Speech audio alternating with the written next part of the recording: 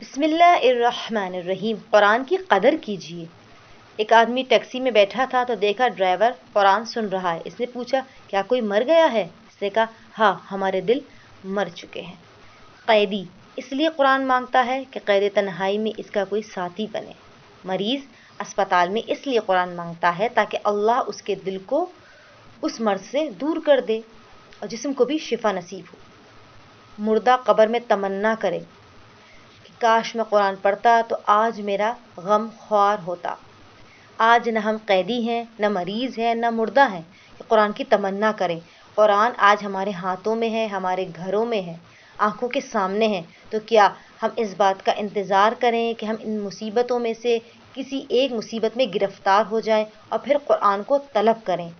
तो लिहाजा कुरान की कदर कीजिए, उसे पढ़िए और उसी तरह रोज़ाना जिस तरह हम खाना खाते हैं, पानी पीते हैं, अपनी ज़िंदगी में कुरान को शामिल कीजिए। जब हम खाना और पानी की तरह कुरान को अपनी ज़िंदगी में शामिल करेंगे तो कुरान भी कमालात के कमालात हमारी ज़िंदगियों के अंदर राइज कर देगा। वसल्लल्लाहु अला मुहम्मद व आले मुहम्मद फ़अज्जिल फ़रजहुम। बिस्मिल्लाहिर्रहमानिर्रहीम। कुरान की कदर कीजिए। एक आदमी टैक्सी में बैठा था तो देखा ड्राइवर कुरान सुन रहा है। इसने पूछा, क्या कोई मर गया है? इसने कहा, हाँ, हमारे दिल मर चुके हैं। कैदी इसलिए कुरान मांगता है कि कैद तन्हाई में इसका कोई साथी बने।